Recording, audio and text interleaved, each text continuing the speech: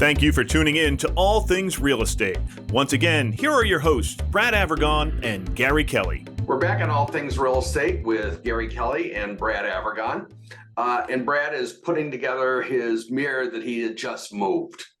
So yes. Brad, tell us about that.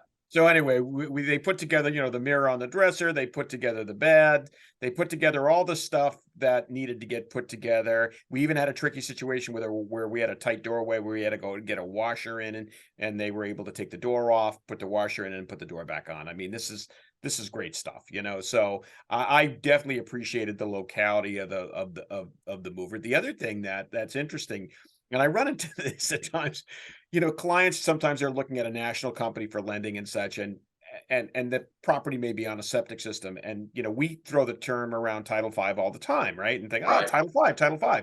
Title V is a mass general law. If you're dealing with ABC lender out in East Kalamazoo, not that there's anything wrong with East Kalamazoo, but there is no Title V in East Kalamazoo. They don't know what you're talking about. Right. And it's not necessarily a legal requirement, which it is here. So there's definitely a positive to, dealing with someone locally, local lender, local attorney, local realtor, because we know the laws, we know, and beyond the customer service aspect, we know the laws, we know the requirements. As you indicated earlier, there are some things in our area where the seller will pick up the cost of that, where a national lender would not know that. It's a local custom. It's nothing that's kind of written down in writing. So there's a lot of positive things to that. So Brad, I've used Gentle Giant for moving. I've used Brian MacGyver. I've used large things. I happen to like the little guys. Nothing against the big guys. I think that the message here is go local, because the local people are best positioned to help you. And the same thing's true in real estate. If someone said to me, can you show a property out in Ashburnham? Legally, anywhere in the Commonwealth of Massachusetts, I'm licensed to show a house. I don't even know where Ashburnham is, let alone be able to talk about that market. So I think that when you get to doing stuff like that, dealing with people that know that local market, and you said the local customs is very important. I think you're right. Hey, Gary, there's one other thing that I'd like to bring up in the show if we have a moment or two, and that's a little bit about some positive news about what's happening in the market. There's, in my area specifically in lending, mortgage rates have kind of ticked up over the last few weeks.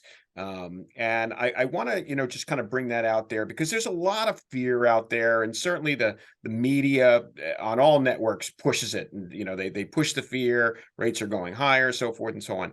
And I want to point out, some positivity. First of all, as far as the mortgage market goes, I think the most important thing that people can do when they're looking at this, number one, is to say, what can I afford? What can I afford on a monthly basis? Okay, because they can't control the interest rates. I can't control the interest rates. You can't control the interest rate, but you can control what you're going to pay on a monthly basis, or what you're willing to pay, I should say, on a monthly basis. And I think that's a key point there, because I contend, and I've said it before on the show, that you'll get pre-approved for more than you should ever spend on a monthly basis. It's a personal decision, but I always say to people, make sure that the number you end up, paying is something that's affordable for you and that you're comfortable with. Absolutely. And I think that's it's certainly a key focus when I'm talking to folks, and I'll tell them, and I'll say, first of all, what are you paying right now? Let's look at what you're paying right now, and how comfortable are you with that? And then we'll move from there and say, okay, let's look at what an increase might be and how comfortable you're going to be with that, because long-term, they're going to have to pay that. But the other thing is this, a lot of people get hung up on interest rates. And so the press will feed the flames on that. And I just, for example, I had a client call me yesterday, and they were all upset because they've been reading rates are rising, so forth and so on, since I had done my pre-approval. And when I looked at my pre-approval and I adjusted for the rates for them, I was able to calm them right down. The change in the monthly payment was going to be less than $100 a month, with all the fanning of and everything like that. And they were very comfortable with that. It wasn't going to be a big deal, and it wasn't going to take them off of their home search. But I think that sometimes it's very easy for people to feed into the negativity that gets put out there.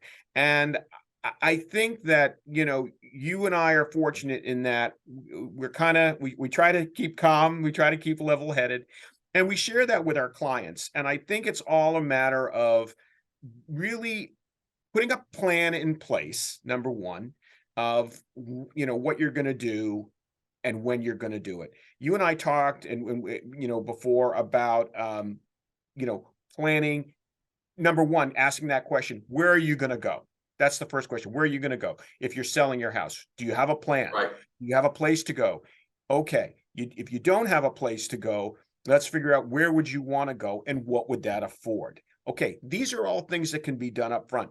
Then when it comes to pre-approval, we can look at a pre-approval and I can run numbers based on where they are today, but I can also say, well, what if, let's just presuppose that interest rates go up 0.5% between now and the time you purchase a property. What would that look like? We can do that well in advance and say, okay, yeah, we don't want them to go up 0.5%, but could they? Yeah, they might. See, we look at it and say, if someone wants to sell and they aren't sure where they're going or they're concerned about that, we've got two options. One is to put their house on the market with words, contract words to protect them. Seller must find suitable housing before closing, that kind of thing. Some people will move into an apartment. Those are personal decisions. The other thing is, for those that are very conservative, we can get the house completely ready and photos, floor plans, all that stuff. And when they find the place they like, press the button, put it on the market immediately. I couldn't have said it better, Gary. And that is really what I wanted to chat about. And that is the getting ready phase. Getting ready, because a lot of times people don't choose to get ready until they see something that they want to move to. And I think that can be a mistake. And the reason for that is we find ourselves in a market, you have to be able to react quickly. And there are steps that you can take beforehand in the getting ready. As you said, maybe get pictures taken, get the house cleaned up, get it decluttered, so to speak. When it comes to having down payment money, there's a way they can tap that equity in advance, be ready for it, maybe put a line of credit on it so that they have money for a purchase and sale agreement, things like that. I think you can do all of those steps in the getting ready. It doesn't mean you're going to move. It doesn't mean you're going to put your house on the market right away and sell and have nowhere to live or have, but it means that when that opportunity comes, you have the chance to seize it. Because in this type of a market, and this is what you and I see every day, you have to be ready. I think the Boy Scouts said, always be prepared, right? Always be prepared. That was their motto. And I think our clients and our listeners, hopefully, are understanding that. They've got that there are steps that they can put in place so that when the right opportunity comes, they are ready to be able to seize it. And there are a lot of people that think that once they put their house on the market, that's it, it's done. And the truth is, with proper words and proper focus, that can be nuanced in a way that doesn't have them ending up out on the street with no place to live. Now, I'm not going to tell you, I've never had an instance where someone sold their house, didn't have the new place ready, and they ended up renting. I can't say that because that happens from time to time. And I know that some people really hate that thought, but in other people, that's kind of a liberating thought, and they can explore new areas and stuff like that, which can be fun. Absolutely. Absolutely. And I think, again, that's all part of the discovery process, right? When we're talking to clients, how do you feel about renting? Is that an option for you? Is it not? If that's going to push the needle into the red, then we need to know that up front so we can help guide you and protect you, right? That's all about having a local team that can really embrace your needs and what your focus is and protect your rights throughout the process. Local attorney, local realtor, local mortgage guy. And I think Brad, if someone needs to reach you to continue this conversation, how would they do that? Best way to reach me, Gary, is via my cell phone, which is 978-375-5531, or they can reach me via my email, which is brad@bradavergon.com. And Gary, how do they reach you? I can be reached at Gary@movewithgary.com. or my cell phone is 508-733-6005. So it's a good conversation, Brad. We covered a lot of topics. I think it's great, and look forward to continuing the conversation next month. Absolutely, Gary. Make it a great day and be well, everyone.